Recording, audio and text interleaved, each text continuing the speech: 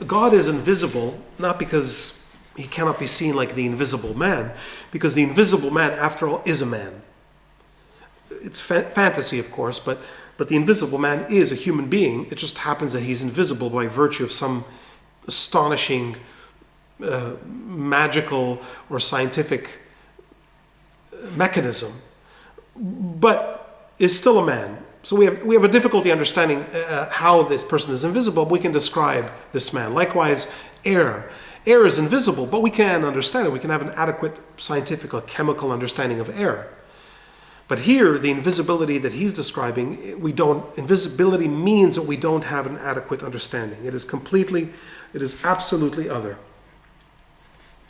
Besides the hunger one satisfies, the thirst one quenches, and the senses one allays, metaphysics desires the other beyond satisfactions, where no gesture by the body to diminish the aspiration is possible, where it is not possible to sketch out any known caress or invent any new caress.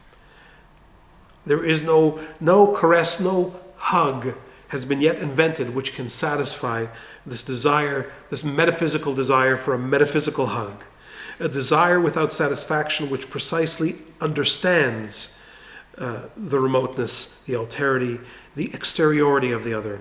For desire, this alterity, not adequate to the idea, has a meaning. It is understood as the alterity of the other and of the Most High. Here, again, is an important biblical term. This term does not exist in philosophy. I mean, it is brought into philosophy, but it is taken from, well, as you might know, the first instance of the word in the Bible is when Abraham meets Melchizedek, and Melchizedek uses this expression, Kel Elyon, El Elyon, the highest God, the Most High.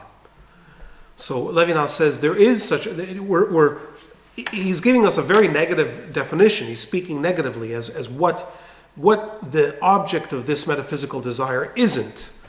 So we could say, so Levinas is doing what's called negative theology. This is something that is mostly known in Jewish circles from the Maimonides' Guide of the Perplexed, where Maimonides says, the best way to describe what God is to tell you what God isn't. So God doesn't have a body, God isn't finite, and so on. And all these negative descriptions of God constitute what's called negative theology. So it seems like Levinas is saying, all I can do is negative theology. All I can tell you is what the object of the desire isn't. But here, he says, no, there are certain words that we can use to tell you what the object is. He's used the word good. Goodness is the object of metaphysical desire. And now he's saying Most High. He doesn't say the word God, at least not at this point, but frankly, I don't know how else to understand the Most High here without using the word God. The very dimension of height is opened up by metaphysical desire.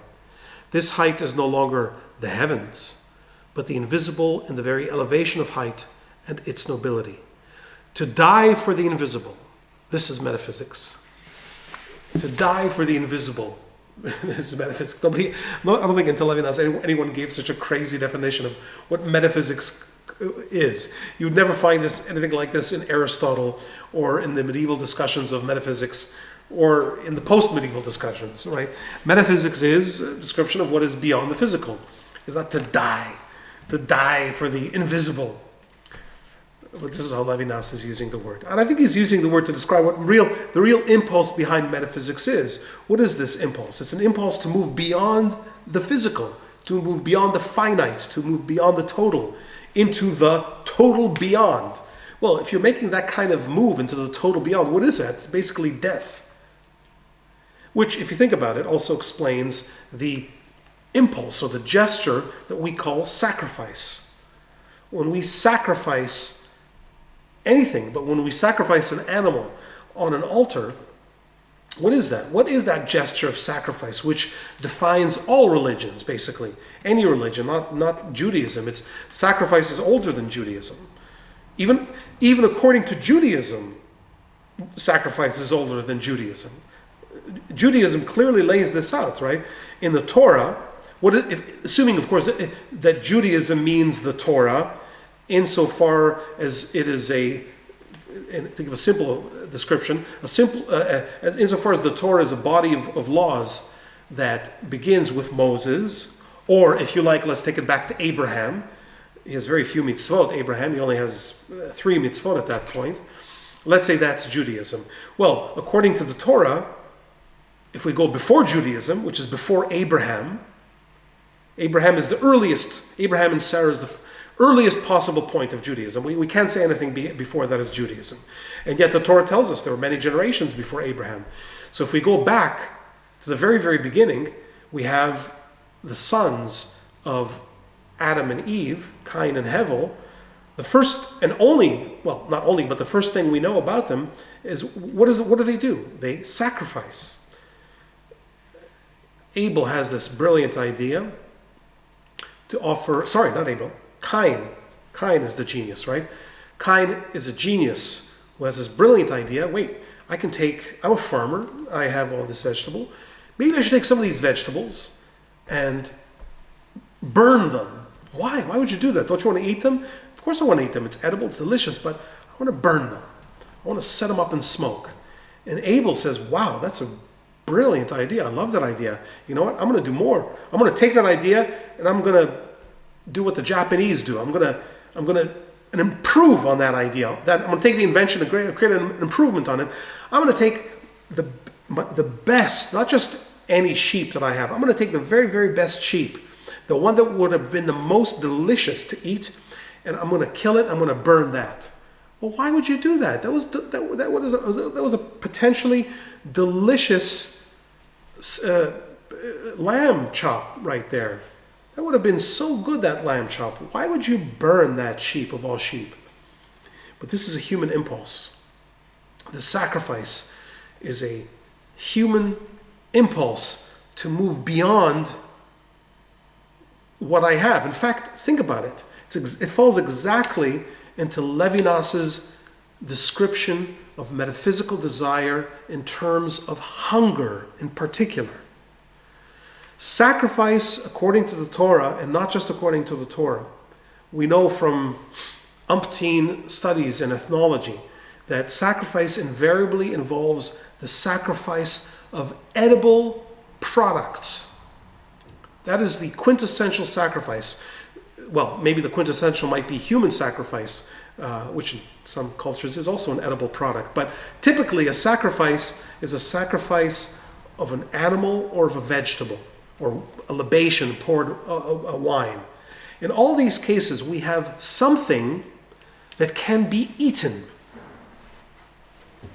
I can eat this. I can drink this wine. I can eat this lamb. I can eat this cow. I can eat this grain and satisfy my desire. But one part of me says, no, don't satisfy that desire to eat this. Why? Because you will not be satisfied. It's not satisfying enough for me to eat this lamb. Yes, I need to eat lamb. I need to eat beef. I need to have a hamburger. I need to eat bread. I need to drink wine. I need to be satisfied. But if that's all there is, if that's all there is to bread, then I'm not completely human. Man does not live by bread alone, as somebody famous said. And by the way, that somebody famous is not Jesus. Right? Jesus is often quoted as saying the man does not live by bread alone. Jesus ripped it right out of Moses and right out of the book of Deuteronomy, where it says clearly, man does not live by bread alone. Right? Bread is not enough. I need to sacrifice bread. I need to put bread on an altar and burn it and completely sacrifice it. Why? Why did you do that? It doesn't satisfy your hunger. It's true. It doesn't satisfy my finite hunger, but it does satisfy my metaphysical hunger. My metaphysical desire, which is a desire to give up, to a desire to deepen my desire, and ultimately that is expressed as as Levinas says, it's expressed even in death. It's a desire for death. This becomes a really interesting and complicated issue of how the human being negotiates with this infinite desire, which expresses itself in a desire for death. It'd be interesting to read Freud's take on this, as his, if you know of his analysis of this in Jenseits vom Lustprinzip, and Beyond the Pleasure Principle, where he talks about the Todestrieb, the death desire. Or there's also writings by Georges Bataille, which talks about the human desire to die. In any case, it's a complicated psychological issue of how exactly we desire death and how we replace our own death with the death of some other object, like the death of an animal. But I think Levinas is playing into that here, that there is the desire for death, which is a human desire, is one aspect of this metaphysical desire. I don't think it's the only one. I don't think, for example, we can interpret Levinas in a simple way by appealing to Freud or Bataille, but in any case, I think there is a connection. Thoughts on this? I think we should take a break. Yeah, let's take a break here at this point, yeah? Yeah? Any thoughts on this before we take a break? I'll admit I'm having a little bit of trouble keeping up with it all. Yeah? I don't know. Very dense.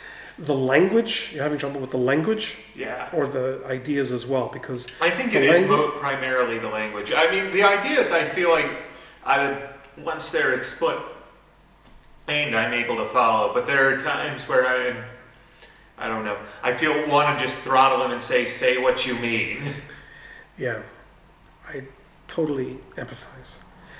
I do understand, he is trying to articulate things that are inherently paradoxical by the way in the way that we use normal language, as I'm trying to highlight, right? To speak of a hunger that is not satisfied is a paradoxical way of speaking about hunger. So he in a way, he has no choice but to speak in paradoxical language. However, I think that he goes even beyond paradox. He does speak in a poetic way. He gets carried away with the poetry, which is generated by the paradox in a way that is kind of excessive. So yeah, it is. I tend, but this is just the literary milieu in which Levinas is writing. All these French guys write like this. If you think this is bad, we try to read some Derrida. It's completely incomprehensible, inhospitable, right? And it just, why? I don't know.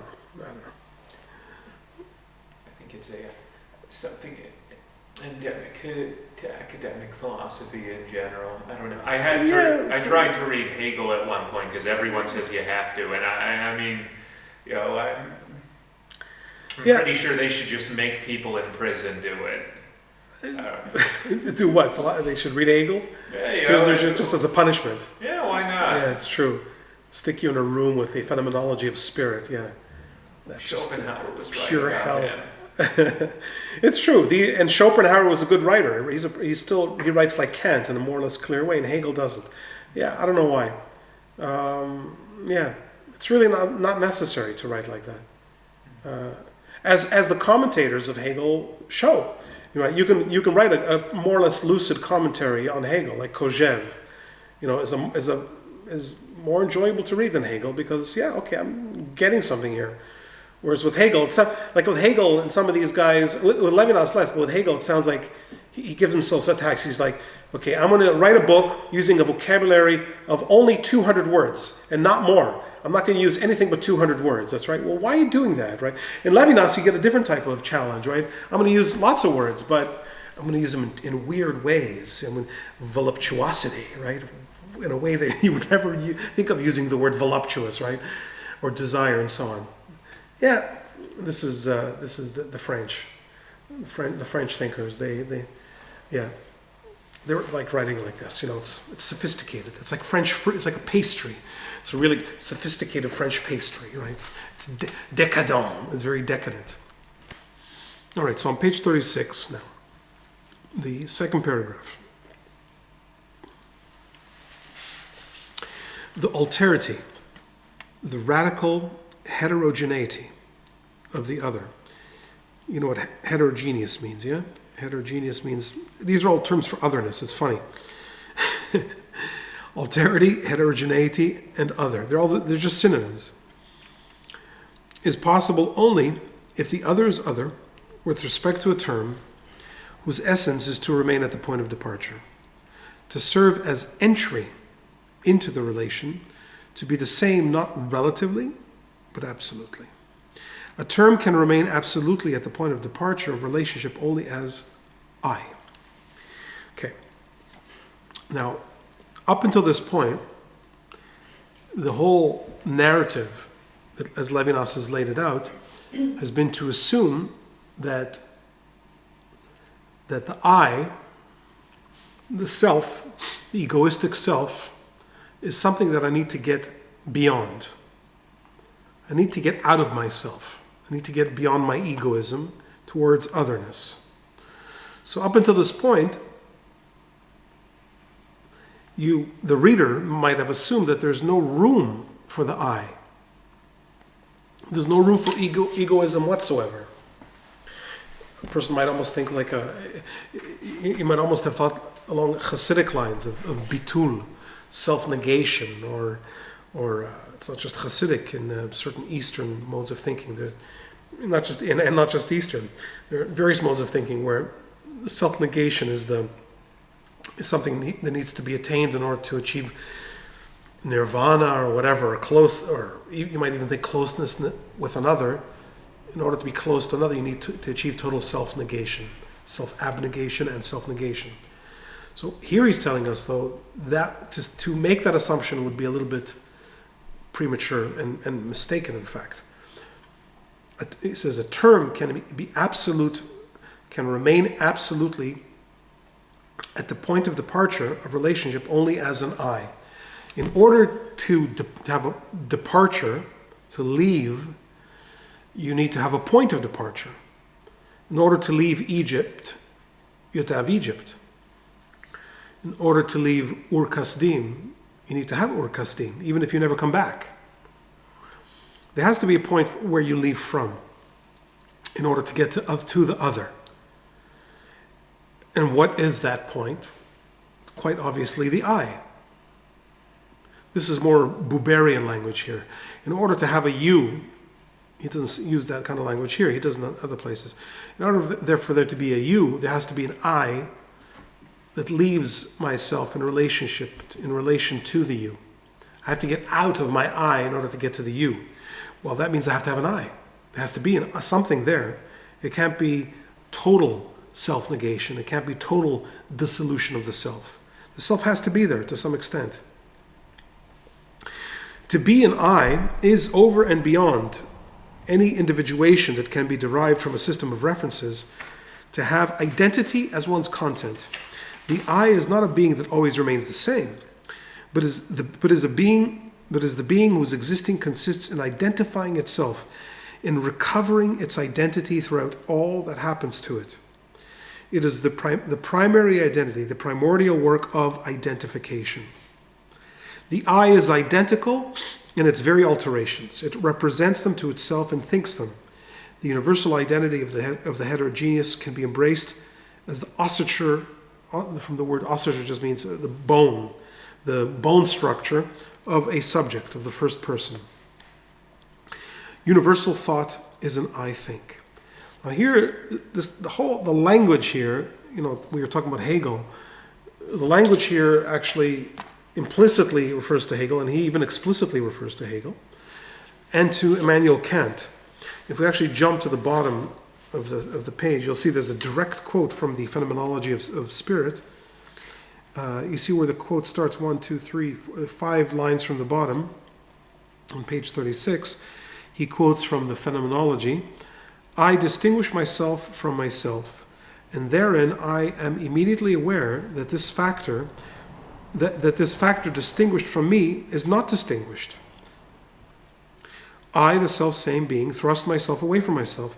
But this which is distinguished, which is set up as unlike me, is immediately on its being distinguished, no distinction from me. So what's Hegel talking about here? In Hegel, one of the most important movements in the phenomenology is getting out of oneself. The self leaves itself. It does that intellectually mostly, right? Intellectually, emotionally, and so on. For example, I fall in love. I fall in love with someone other than me, obviously. When I fall in love, I'm focused on the other. But, Hegel says, whenever the I moves out of itself, it's generally in order to recuperate itself, to catch itself again afterwards. So if I fall in love with somebody other than myself, but I'm doing it in order to bring them back into myself, back into the self. And so that's why he says, just to cite this line again, I distinguish myself from myself. Or, even simpler, I look into the mirror. When I look in a mirror, I say, that image in the mirror is not me. It's something other than me. I'm distinguishing myself from myself. I'm standing here, and the image in the mirror is over there. But, he says, therein I immediately am aware that this factor distinguishing me is not distinguished. In the same moment that I see that it's another, I also see that it is me, actually. So I'm not distinguished.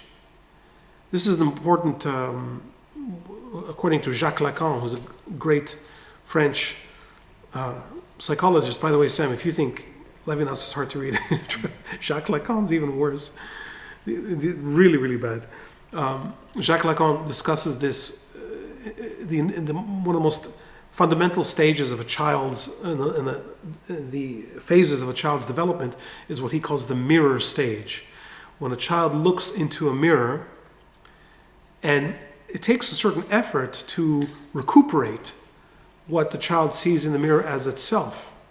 I think I just saw recently a video, I think it was some stupid video on Facebook or something, where there was a huge mirror is set up in the forest, and a bear walks by it. A bear is looking at it's a campgrounds, and there's a large mirror. And the bear walks by, looks in the mirror, and freaks out, jumps back, and you see that with animals, right? They'll attack the. Did you turn this on?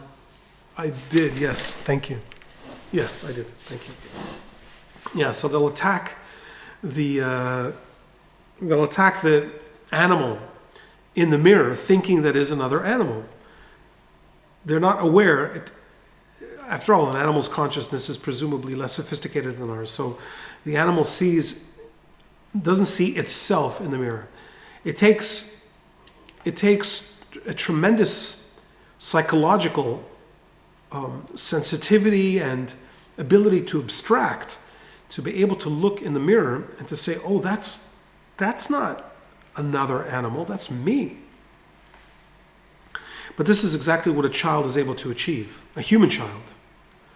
Whereas animals have a hard time achieving it. Animals can't get over the fact that they see an animal. But a human child in the beginning also presumably thinks, oh, look, there's another baby.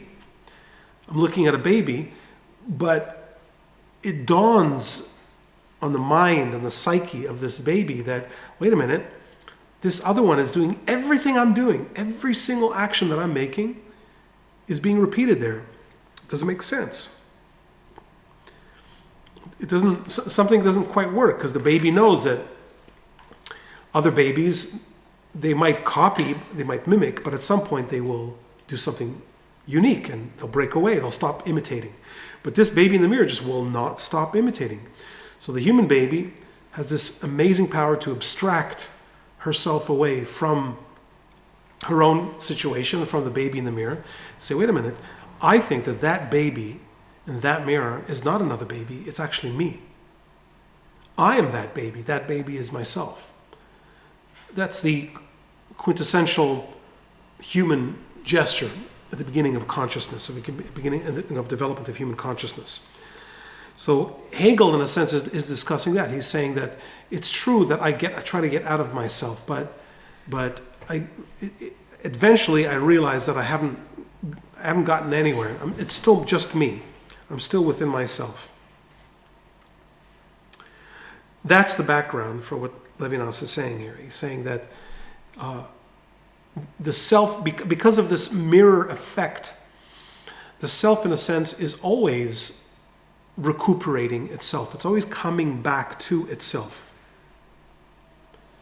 And that is what identity is. The word identity comes from the Latin word idem, which means the same. I can speak of my identity because I am the self the same self the same one that I am. Tomorrow, I wake up tomorrow and I'm aware that I'm the same person that I was yesterday. The same. And that sameness between tomorrow and today and yesterday, that's what constitutes my identity. This is the point of departure for reaching out into the other. There's no way that I could reach out into the other, no way that I could be aware of the otherness of the other without starting from the self.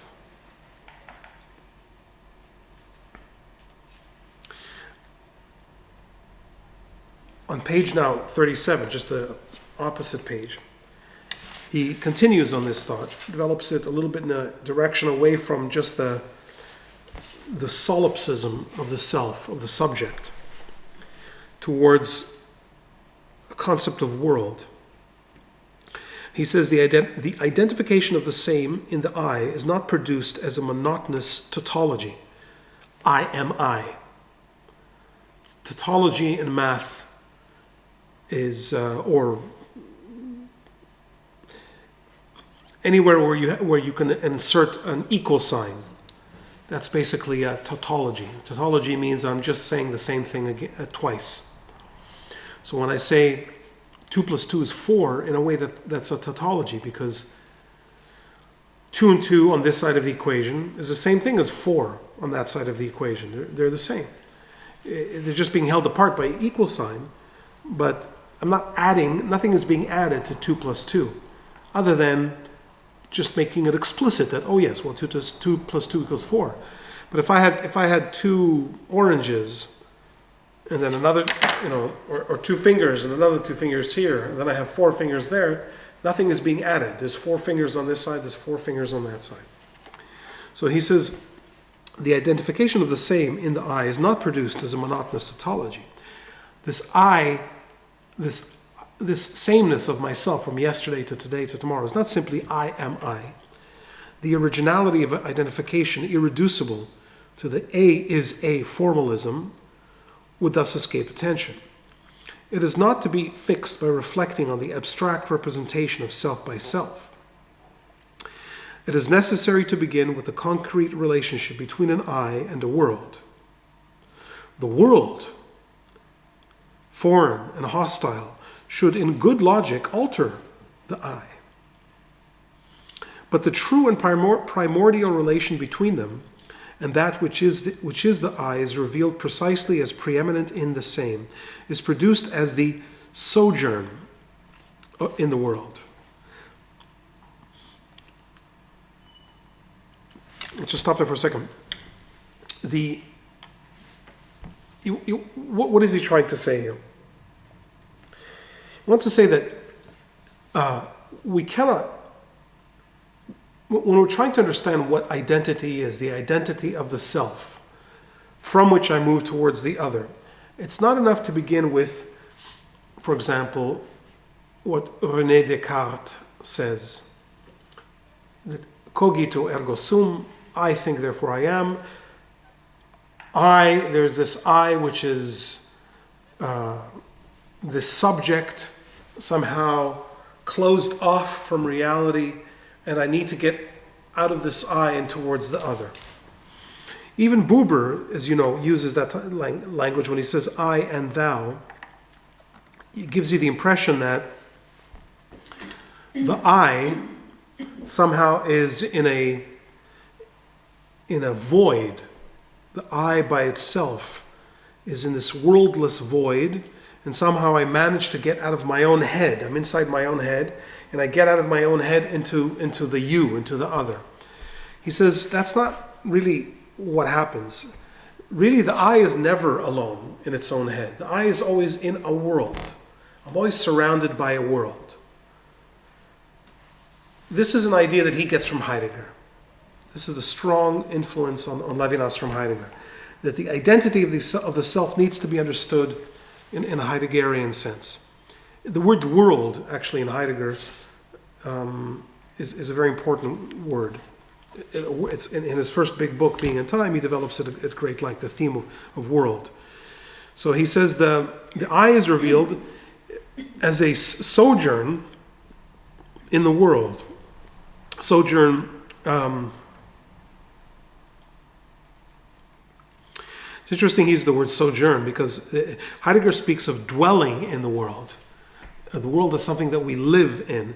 Sojourn is suggests that it's not a permanent dwelling. We're here for a while and then we're going to move on. So it is a dwelling, but a temporary dwelling, which I guess makes sense for Levinas because he wants to say that we're moving beyond the temporary dwelling in the world into an otherness beyond the world.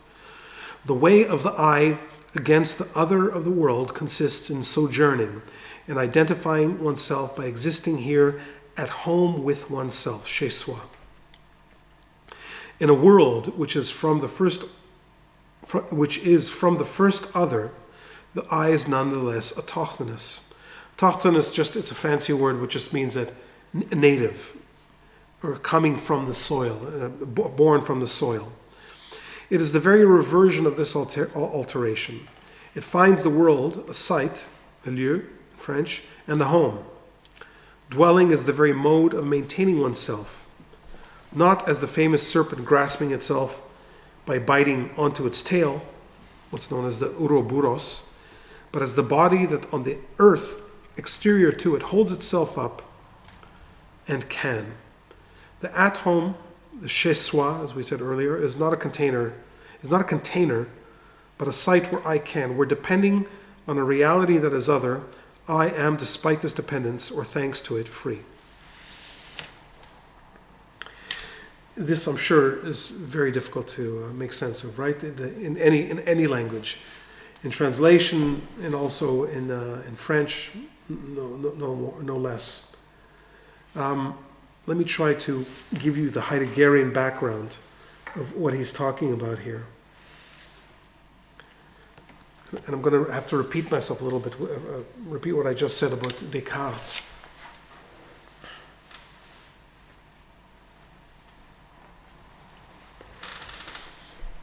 Modern philosophy begins, in a sense, with Descartes' Meditations, where Descartes says, everything that I have believed up until now needs to be put under a blanket of doubt.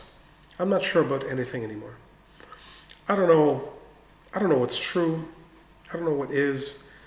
I don't even know if the world exists. I don't know if anything exists. Maybe I'm just dreaming.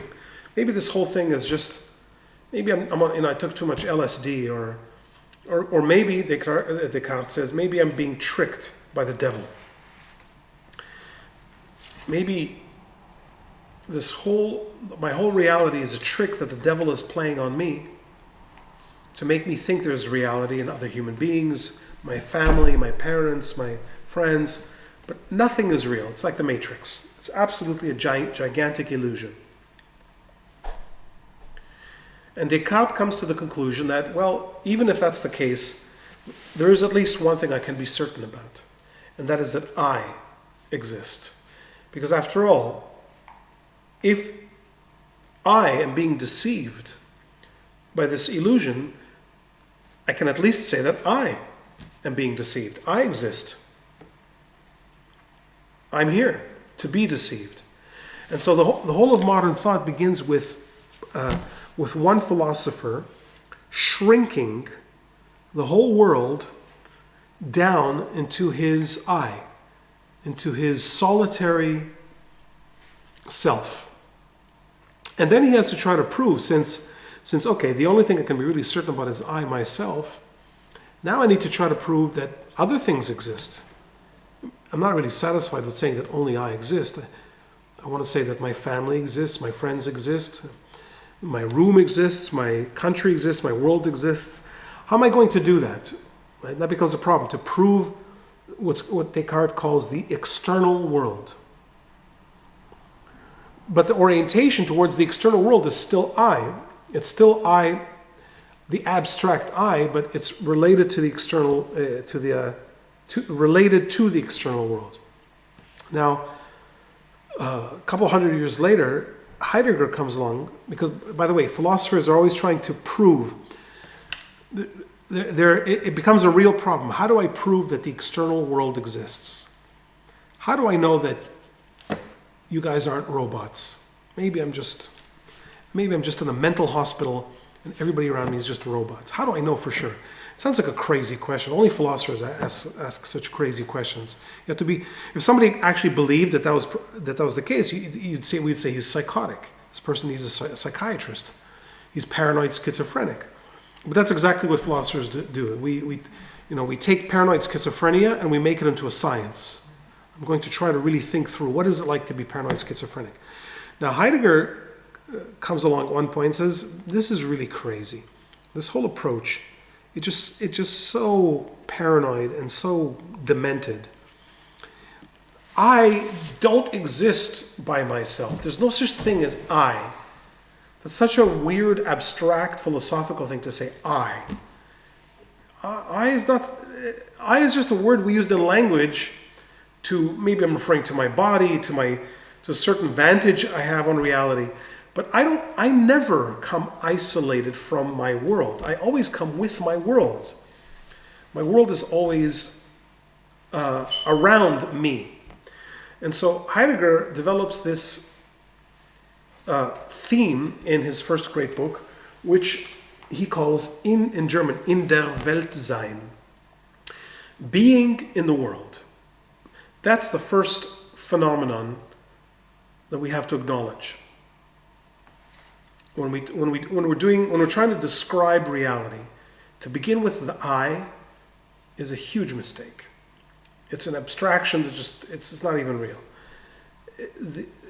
Our first experience is that of being in the world, of already being inside the world. Now, being inside the world doesn't mean inside in the sense that water is inside of a glass or software is inside of hardware. Being in the world, he makes an etymological connection between three words. In German, which has an older form inan, and inan is connected to, in German, wohnen, which means to dwell. So being in the world for Heidegger means to dwell in the world, to live in a total sense of living in the world. That's the first phenomenon. It seems like maybe a more strident restating of Kant, where Kant effectively sidesteps the problem of existence by saying that the noumenon might be out there, but we can't deal with it. We can only deal with the phenomenon. Maybe he's being more overt, saying, the noumenon doesn't even exist, but it's actually. It's a brave attempt you made there, Sam, but it's actually it's even more complicated, because for Heidegger, Kant is just a Cartesian thinker. He's still too Cartesian, because for Kant, the self is still there. Kant even uses Cartesian language, which he quotes, which Levinas quotes here.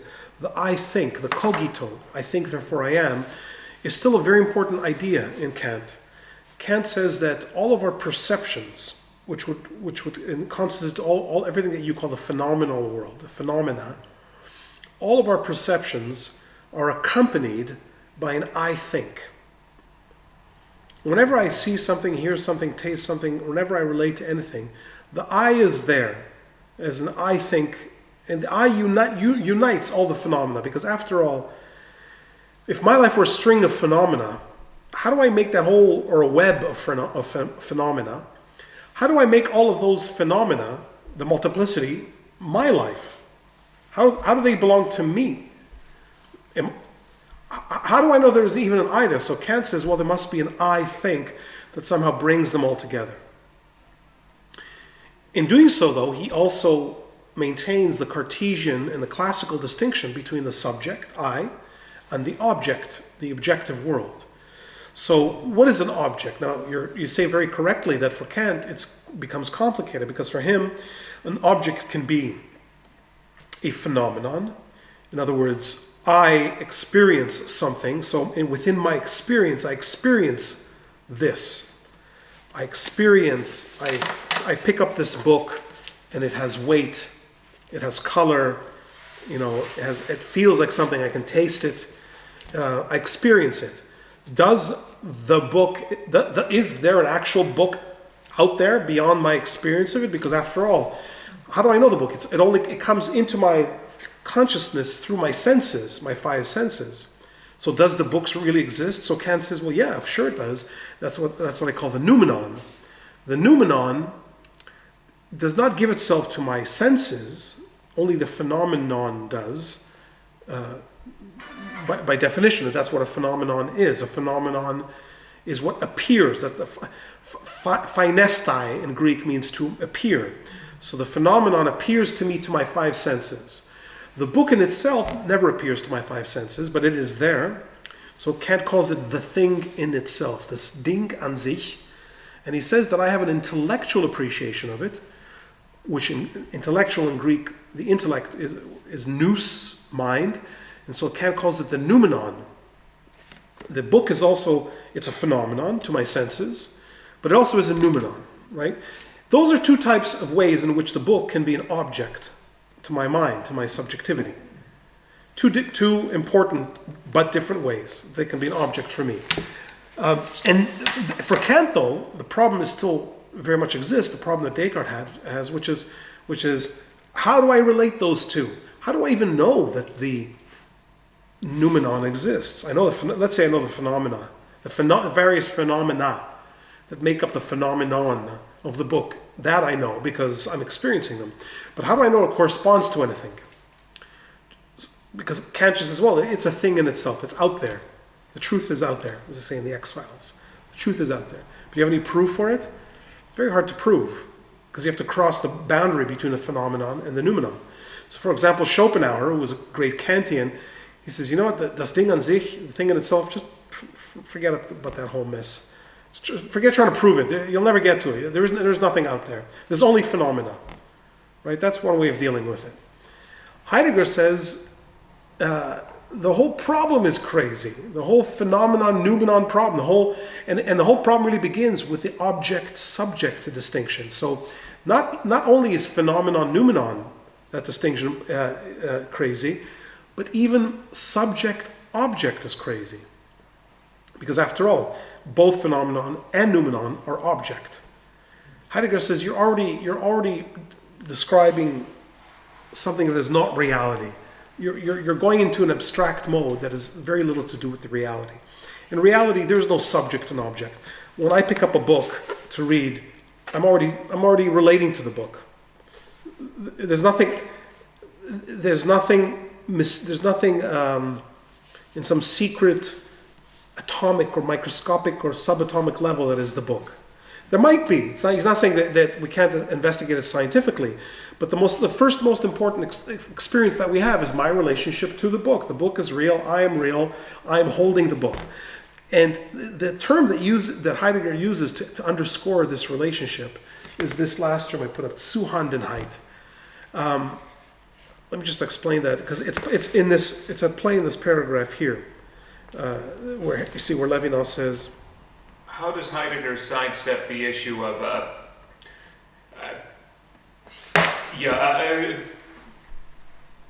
that Descartes ultimately struggles with, where his physical senses might be unreliable because there might be an outside actor who's malevolently tricking you? I mean, you can easily just say, well, I don't think there is one, but does he have like a way of addressing that?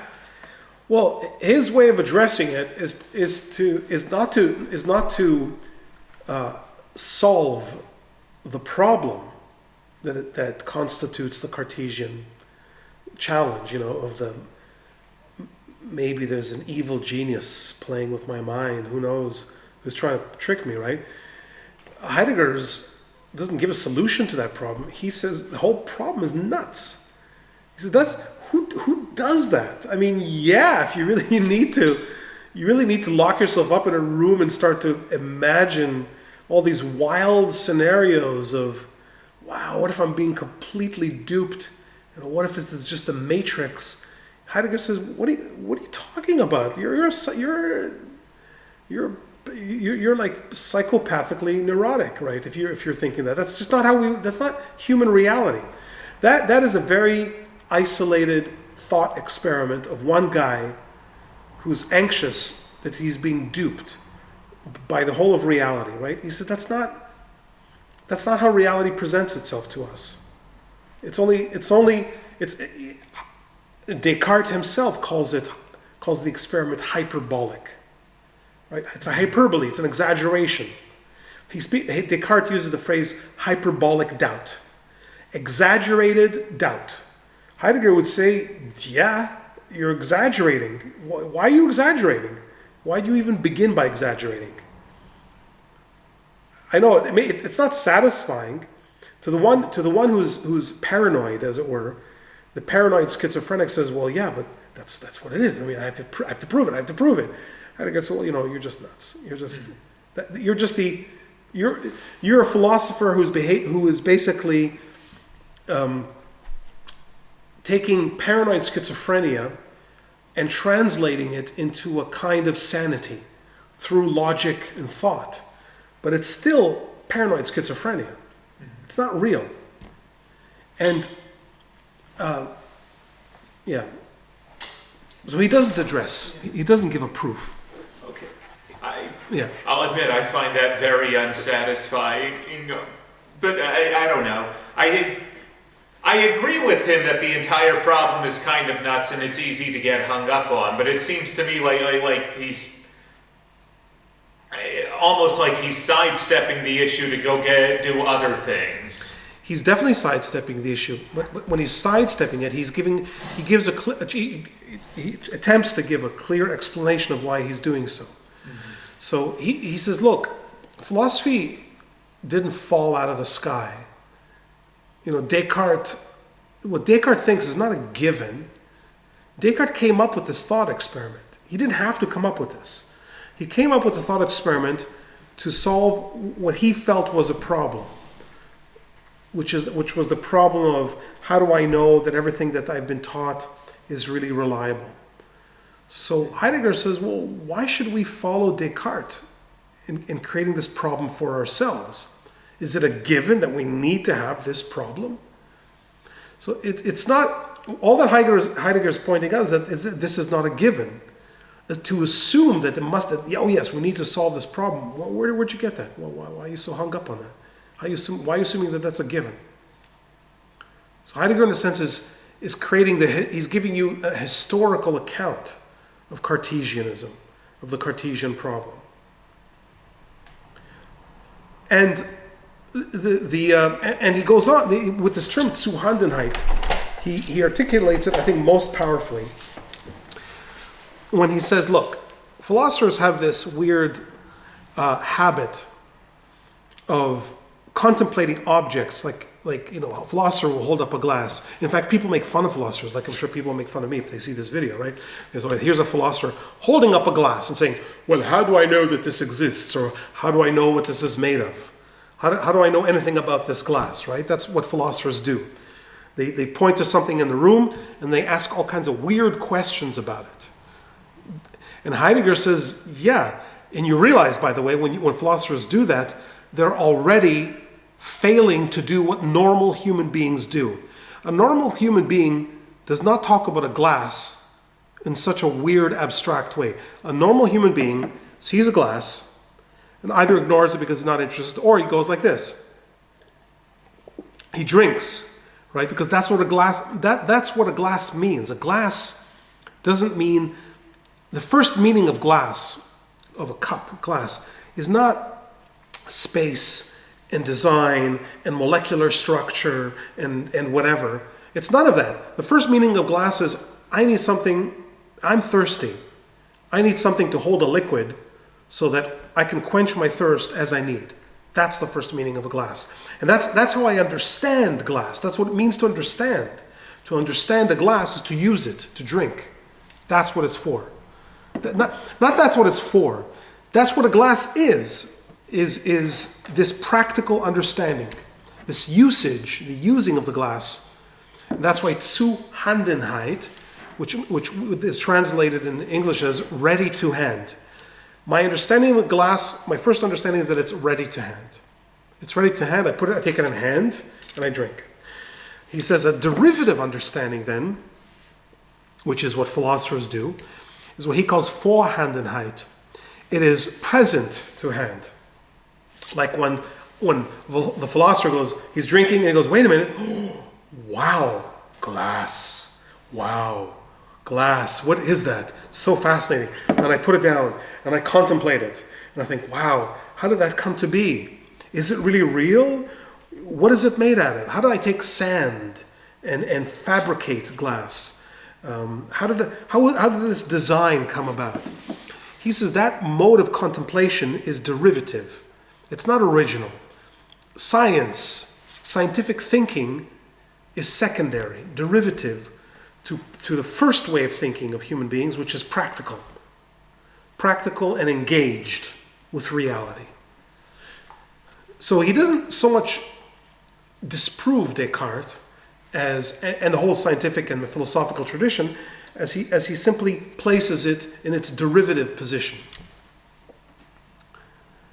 Now, Levinas, as I mentioned in our first class when we talked about his biography, was a scholar of Heidegger, especially of the first half of Heidegger's career. Heidegger had a big shift in thinking, a turn in thinking in the 1930s.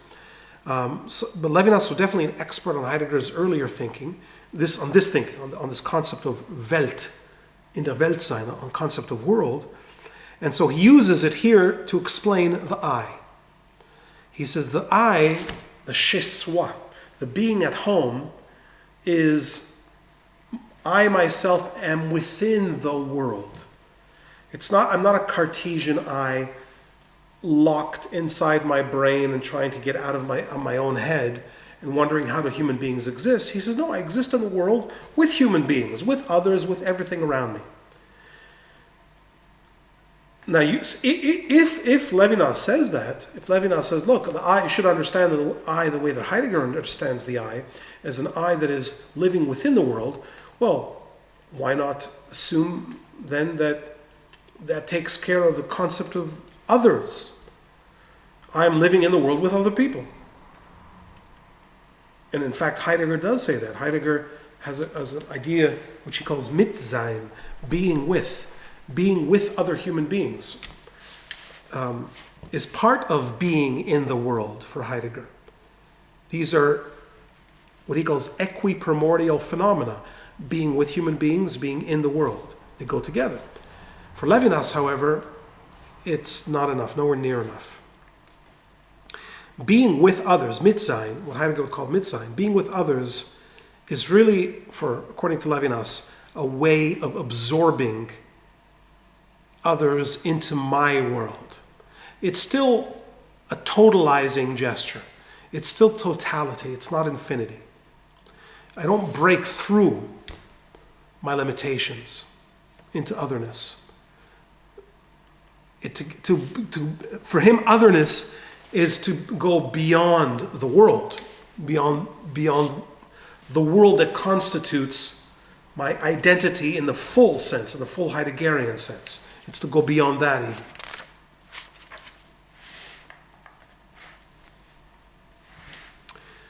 Maybe we'll just read one more paragraph here, and then it's 1 o'clock. I wanted to break early, right? But let's read one more paragraph, and then we'll break. On page 39, he finally gets to the theme of the other, the theme that he himself wants to develop. Let's go here. Yeah. The absolutely other is the other. In French, it's a little bit more clear. So if you see at the at the bottom, there's a footnote which gives you the original French. L'absolutement autre, c'est autrui. Autrui.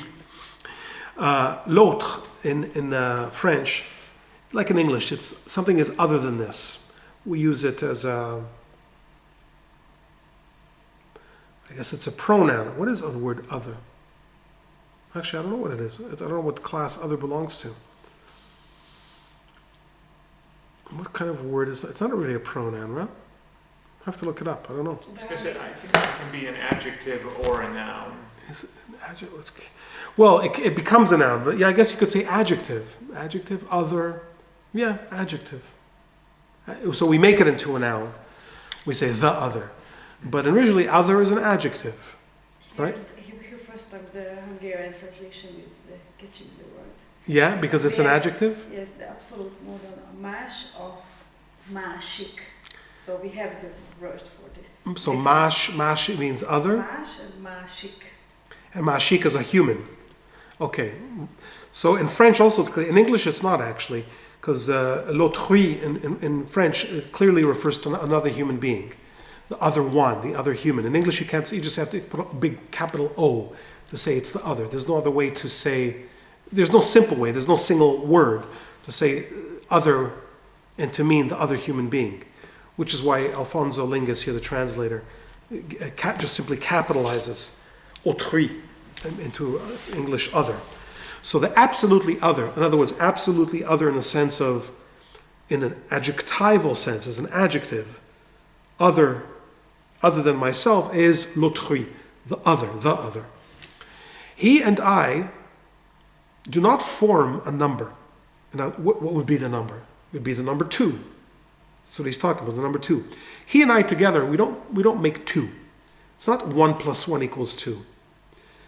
The collectivity in which I say you or we is not a plural of the I. Here he's quite directly criticizing Heidegger's concept of Mitsein, which posits my relationship to the other in terms of a we. We are together. The two of us. Number one, number 2 makes we. So Levinas says the other is not contained within this we,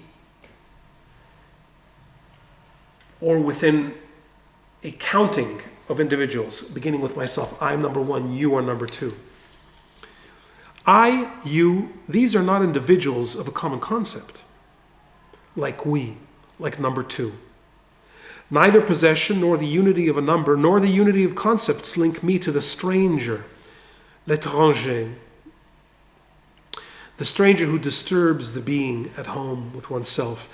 This is also a very biblical concept, the idea of the stranger, which is not really, I guess you could say maybe Camus is the background, but I think much more it's the concept of the ger. The ger in the Torah, the stranger, the other, the foreigner, is what he has in mind here. Somebody who is not like me. And therefore, why is it important that it's a stranger? Because with a stranger, it's harder to say we. We in not French, we in English. I can't say, we, me, and this person whose language I can't speak, who's completely different from me, who's completely other. Yes, we are in this room, but other than that, we're not really we. We're not a team. This person is completely other than me, because this person is a stranger. Over him I have no power. He escapes my grasp by an essential dimension, if I have him at my disposal. He is not wholly in my sight, but I, who have no concept in common with the stranger, I am like him without genus. We don't belong to the same generic category. We are the same and the other. In other words, I am the same one and he is other than me. I am the same, he is the other. The conjunction and here, the word, in other words, and, the same and the other, designates neither addition nor power of one term over the other. We shall try to show that the relation between the same and the other, upon which we seem to impose such extraordinary conditions, is language. For language accomplishes a relation such that the terms are not limitroph. In other words, limitroph just means happening at the edge of things, happening at the border within a relation, such that the other, despite the relationship with the same, remains transcendent to the same. The relation between the same and the other, metaphysics, is primordially enacted as conversation, where the same gathered up in its ipseity. Ipseity is just an absurd Latin, well, it's an absurd philosophical term built on the Latin term ipse, which means the self, gathered up in the ipseity of the I, like ipso facto, it as a particular existent, unique, and autochthonous leaves itself. So, okay, you can think along the lines here of Buber. I think it's useful to think in Buberian terms. Buber might, if you remember when we looked at Buber's Sein Thou, we said, Buber, for example, says that the words he and she and they are versions of the word it. How so? Because they are all third person. In grammar, we have first person, I. There's also first person plural, we. Then we have second person, you. In English, functions as both singular and plural. And then we have third person, it, he, she, they. Those are three persons, which in different languages have different configurations. Sometimes, for example, in Hebrew, you know that I could be masculine and feminine. In English, it's not. In English, he and she is feminine, whereas in Hungarian, he and she is the same, right? There is no gender distinction in he and she. So in different languages, you have different configurations, but generally speaking, you have the three persons: the first person, second person, third person, right? So Buber says, when I say he or she, I'm still talking in third person. So he, she is still a kind of it. It's a human it, but it's an it. Whereas the word you, second person, singular, that's not an it. That's me talking to you, directly to you. That's not reducible to it, not reducible to he or she. I would say that likewise the we that Levinas speaks of here is, even though it's strictly speaking, it is first person. It is first person when I say we. But if you think about it, when I say we to somebody, I'm telling you a story. I said, yeah, we went to the store and we bought this, we wanted to buy that, but we decided not. So what am I saying when I use the word we? I'm telling you, Brigitte, that I went with Sam. Sam and I, we went to the store, right? Now what am I doing? I'm telling you in second person that he and I went to the store together. So in other words, the he is contained within the we. Even though I'm using the word we, which is first person, what's implied in that we is third person. He was with me. I'm speaking on his behalf.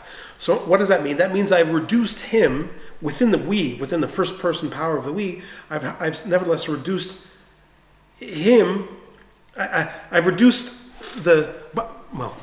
I've reduced his. I've reduced the possibility of saying you to Sam to a he. Instead of saying you, Sam, I say he, Sam, came with me. I'm telling this to you. You see what I'm saying? A little bit. I'm talking in circles here, but all I'm saying is that the word we is not a pure. It's not a pure second person voice. Pure second person voice has to be singular. Has to be I and you. It can't be we. We and you, vous, plural. Because because there is a person speaking, and since that person is speaking from the standpoint of I, singular, first person. And therefore, even if I say we, it's a kind of cheating. The we, it's first person, it's true. I mean, it's possible for two people to say we together simultaneously in unison. That's also possible. But generally speaking, I speak on behalf of someone else. So that we, I think, is what Levinas has in mind here when he says I cannot reduce my relationship to the other to a we, because this we will involve surreptitiously, secretly, it will involve a third person, and that there is no third person in the I-you relationship. Or Levinas rarely uses Buber's language, but I think that's what it's unfortunate, because I think it would have been useful for him to use Buber's language, and he does sometimes, but not most. He stays away from it generally. He uses the word other, but it's basically that dynamic, grammatically speaking. It's the grammatic dynamic that we see in the second person singular word you. And so he says that the place where we see this dynamic is language. Language is I to you. Even if, for example, what I'm doing now, I'm lecturing. And lecturing is a very megalomaniac, lonely, unfriendly mode of language. I'm expecting everyone to shut up, be quiet, and just listen to me go on and on and on and on, right? So that's not a very nice way of talking. It's hardly a conversation, just barely a conversation, right? At the end, I ask you for questions. By the way, do you guys have questions? Oh, and imagine if that's bad, how bad is it when it's on YouTube, right? When on YouTube, a guy's talking to the camera, and and he could even be dead. He could be talking, he's not even, and yet he's talking and talking. So lecturing or monologue is definitely not a very conversational mode of speech. And yet, Levinas says, even monologue is still conversation, because I'm assuming that you're here. I'm assuming that you guys are listening. If nobody was here, and I'm just talking to a camera, or even if a camera's not here, and I'm just talking out loud, then what am I doing? Hopefully I'm talking to God. I'm talking to my imaginary friend. If I'm not even talking to an imaginary friend, then I truly need to go to a psychiatrist, right? Because in other words, conversation is language is conversation, even when it's bad conversation, even when it's just monologue, it's still conversation. And so that's why Levinas says that this is the place where we will see the I and the other. This is where otherness is. It's in conversation, which probably excludes animals then. Because even if we talk to our pet cat, and even if our pet cat responds, or our pet dog, by looking at us funny, it's not really listening to us. It's not really in a conversation with us. So a dog can't, I would imagine, according to Levinas, can't really be an other.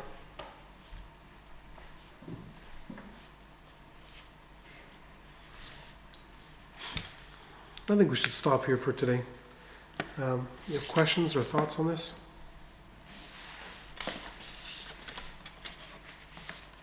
No, this is definitely something I feel like I have to read further. There are a lot of interesting ideas, but I can't see how it all ties how it all ties into the central thesis that we discussed on the first day.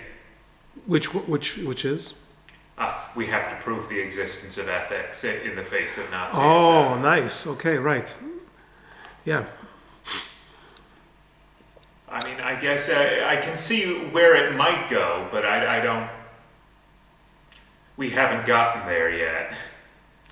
Well, can you sense where it's already going? I think the place he's going with it is the other exists, and there are ways he could approach that. Some of them are just we don't want other people to do nasty things to us, so we should, the golden rule, essentially. But there are other places he can go with it. It just seems to me like he's dealing with contact with other people is an inherent positive thing, and we can prove other people are real. Yeah. Although he wouldn't necessarily use the word prove because, yeah, okay, let's use that word. Why not? Yeah, that for him the primary relationship, not just relationship. That's already begging the question. The primary mode of existence is relating to the other. Otherness is everything really for him. If there's one word here that I had to choose, it would be the word other to describe it, or the word face maybe, which is very similar to the word other, has the same function as the word other. And yes, that will, when he fleshes it out completely, it will become more and more clear why this is ethics. When you understand what otherness means for Levinas, when you understand what the face of the other means, that is the true basis of ethics. And the only basis of ethics. There cannot be another basis of ethics for him. Anything else is really solipsism, is me being stuck within my own mind and trying to decide in my own head, how am I going to be nice to people? Should I be fair to others? Should I take care of others? For him, that's not enough for ethics. It's still just you in your own little world. In order to really be ethical for Levinas, we have to get out of ourselves. In ways that he discusses here. So we've looked at the word other, we've looked at the word face, we've talked about breaching through the world, and now the last thing we mentioned is language. So ethics is going to be bound up with all those things, including language. To do the right thing means to be in a conversation already, which for Levinas is to be human. You cannot be human without language. A human without the capacity for language of some sort is not really human. It's not. You can't say it's human. Yeah, but good. I'm glad you raised that. Yeah, we'll see. We'll see as you read it more and more, and as the text will bring up, will become more and more clear how this is ethics. What Levinas calls ethics. It's definitely not what is traditionally known as ethics. The word ethics really begins, I guess, with Aristotle, with Aristotle's Ethics. Although it was used as early as Heraclitus. But ethics as we know it is Aristotelian. But Levinas breaks away from that mold altogether by saying that ethics is about the relation to the other. I was going to say, it almost seems like it's I don't know what the phrase would be, the metaphysics of ethics? That's nice. In his sense of the word metaphysics, yes, absolutely. If Aristotle said that phrase, he would never say such a phrase, Aristotle. The metaphysics of ethics. Yeah, you could. The fundamental presuppositions of ethics. Yes, yeah. I think that's good. Definitely in a Levinasian way of using the word metaphysics. Yes, the metaphysics of ethics. I think that's good. Yeah, and the way that he uses metaphysical desire. So yeah.